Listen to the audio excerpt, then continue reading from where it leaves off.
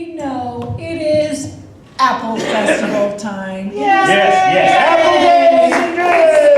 It's time to be, and it's not 110 degrees. Yay! So, when we started talking about coming up and telling stories at Apple Festival times and thinking of Apple Days, one of the things we said, you know, you can't talk in America very long about apples before you get to one of the most famous legendary folk characters of all time. Johnny Appleseed. Yes. Now, Johnny Appleseed, well, we all have heard some things about Johnny Appleseed. So, James, if somebody was just going to say, hey, what do you know about Johnny Appleseed? What's the quick version? Let's see. Quick version is this guy born back east somewhere, and he loved planting apples. Yeah, he would travel all over the countryside, maybe all over the whole country, in his bare feet, and carrying apples and wearing a nice tin pot as a hat in case he needed something to cook with while he was out perambulating around. Johnny Appleseed. Okay. Well, and you know, that's probably what most of us grew up learning about Johnny Appleseed. But we're going to tell you a little bit more, go a little bit deeper into the true story of Johnny Appleseed. Yes. Now, the very first thing I want to ask you, Johnny Appleseed, unlike some people like Paul Bunyan, was a real guy. Yes, John Chapman. I was just going to ask if anybody knew the name. Oh, you already said. I did. I knew it. Yes. Does anybody know what his name is? John Chapman. There you go. See, they knew. This is They're a great all. audience. They all. Well, John Chapman was a real guy. Yes. And he was born on September 26, 1774. Now, I want to stop just a second because I got out my little calculator this morning. Yes. What I realized is in another week or so is Johnny Appleseed's 250th birthday. Okay. So that was just one of the sort of things. But he was born, well, we knew back east, but he was actually born in Massachusetts. And story has it that he was born and there were apple blossoms outside the cabin where he was born. However, that's probably a legend because he was born in September. They didn't have apples that time of year. No, they had apples, but not no apple blossoms. That wasn't it. Well, if we're counting back and said he was born in 1774, what else was happening at that time, James? Well, not surprisingly, it was the time of the American Revolution. Yes, 1740. Yes, and his father.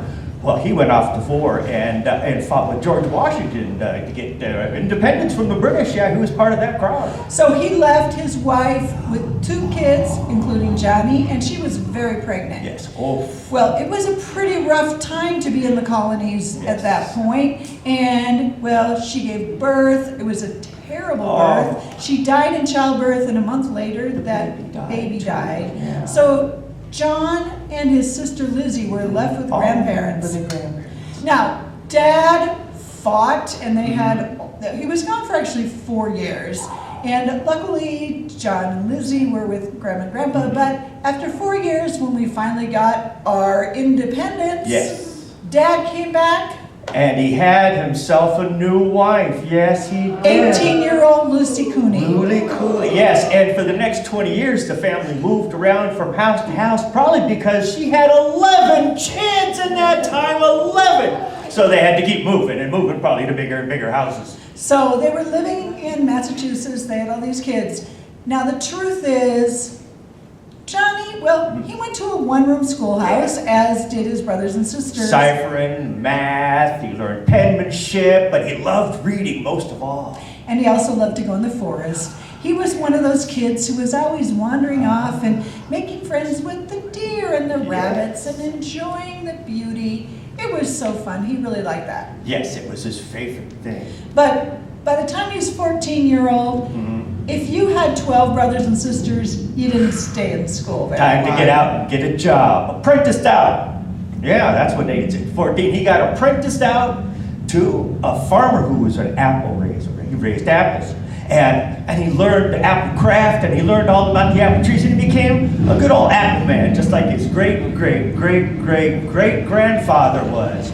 5 grades. 5 grades. We heard he moved from England to Boston, and he grew apples. Who knew? Now, Johnny really enjoyed doing that, but this was a time of a lot of movement happening. And there were people who were starting to head way back out west. Yes, land rush time.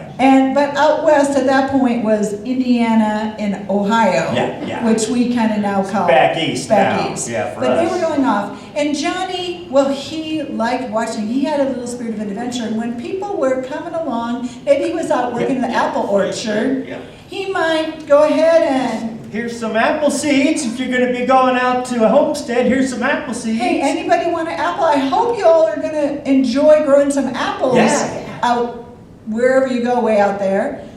But most people said, no, that's just crazy. We're going to be so busy working, we don't have time to tend a poor little apple tree. We're going to have stuff to do. So Johnny scratched his head and he said, this is not good. Well, besides learning in school, Johnny was a very pious young man, and he ended up learning and being exposed to kind of an avant-garde theologian. Yes, Emanuel Swedenborg. Yes, a Swedish theologian who has his own little branch of Christianity that is based on, the connection between nature and the divine. How the nature is the embodiment of that which is divine. And Johnny, this spoke to his heart. He saw God in nature and in the trees and in the apples. And he said, you know what? I think I've found my life work.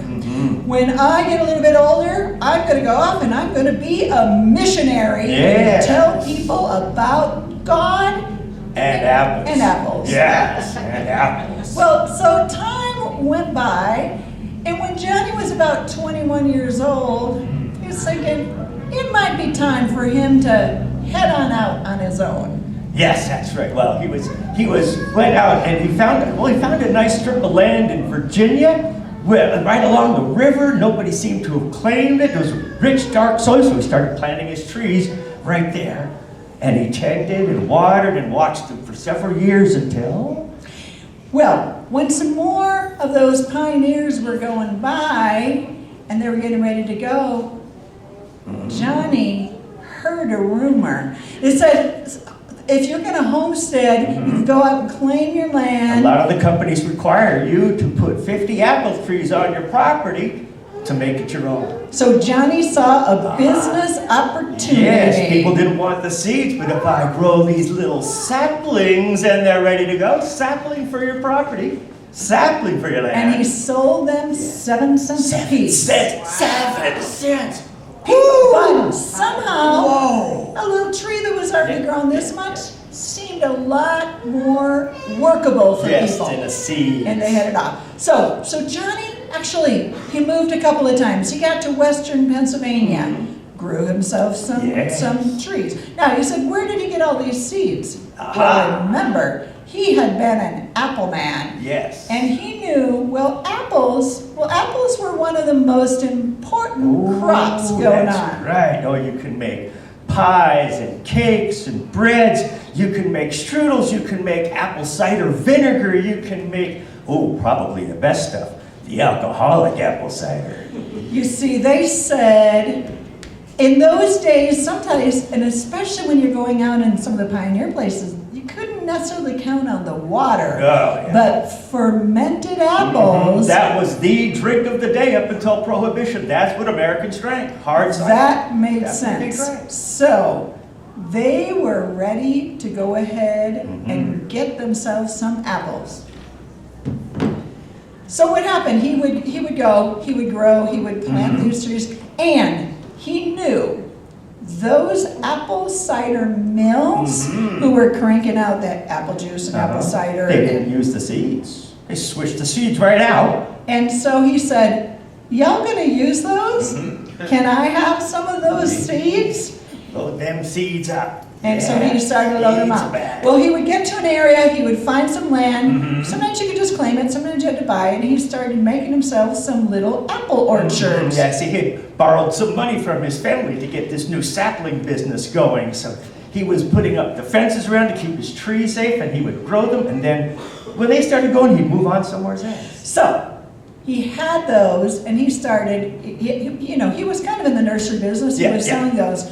But in addition to that, he had something else. Remember, in his heart, he wanted to share the Word of God. So he said, you know what, you don't have to hang out and watch your apple trees grow all the time. So he started traveling around. Spreading the word of Emmanuel Swedenborg, spreading the word of God and the divinity of nature. So he would go to different places and he would preach a little bit. But in addition to that, well, I mean, he was a little bit sort of an odd-looking guy. Yes. You know, they said, we've seen the pictures and thought, okay, it's got to totally be a fake thing that he wore a pot on his head. Who knows? Who knows? Well, there are many contemporaneous times that said, you know, this guy, he was carrying so many bags, so much going on. And he was a big guy, too. He was big, 5'7". That was tall for those time of days, yeah? And he was muscular and burly and strong from all that working on the But he would farm. carry all the things in his bag, and said sometimes if you just couldn't fit everything in, well, pot fits right on your head just as well as anything. So there definitely seems to be some truth to he was wearing that. Now, when he got to a place, he would maybe he had some little apple saplings to take along, maybe he had a little preaching. But as it turns out, Johnny was also quite a storyteller. Yes, he would wander around and he would tell people the stories after he'd tell them about the divinity of God. He would tell them about the stories that he got himself into. They said, you know what? One time I was walking along in the place in the woods. I crawled into a hollow log. And then suddenly I heard a mama bear in there. I came running out. I went running out. She chased me up a tree, but I was safe. And then there was the story about the wolf that he tamed, the wolf that he found in the forest who just fell in love with him and followed him around everywhere, his own personal wolf. Yeah. Well, it was sometimes a little hard, as it is sometimes with storytelling, to tell, did that happen, or was it kind of true or not? But anyway, people love to have him come along. Well, they say, well, he wasn't much of a clothes horse. No. Not only did he have the hat on there, but who needs shoes? Nobody needs shoes. he said, you know, people sometimes, they were bothered. He liked to go barefoot even in the winter. And he had, you know, kind of a ratty shirt and all going on. Well, some say it was maybe a little purposeful that he wore those ratty clothes. This is a cash business. You see, I'm getting 7 cents a piece for saplings. I don't want to look like I'm a fancy pants, well-heeled guy. No, I'm just a poor man, no money in my pocket. So he went around different places. He planted the trees. He spread the word. Well, at one point, he was an old man. He was just about 71 years old. How could he hardly even be walking? But he was on his way, walking along, and then word came to him that in one of his plots of land, somebody had torn down the fences around his trees. And the cows were there, and they were getting at his apples. So even 71 had to get up. And I gotta go find that. Gotta go fix the fence. So he trudged on out to his property. Almost 15 miles, but it was in the middle of winter, and he was old. And they said he picked up the flu that was going along, or maybe pneumonia. And Johnny Appleseed passed away in Indiana on March 18th, 1846. Now, the story of Johnny Appleseed still resonates and rings all around us everywhere we go, and it reminds us that even a small seed, if it is planted and tended with care, it can grow and change the world around you. It reminds us that each one of us should be planting our seeds, whether it's a kind word or a helping hand to someone.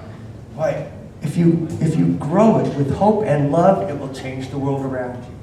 And they say that Johnny was in charge of planting trees in Pennsylvania, Indiana, Ohio, and actually my husband's grandfather grew up on a farm in Delaware, Ohio, where there were 3 trees that were purported came back from Johnny Appleseed. So those families and those stories and those trees spread all over.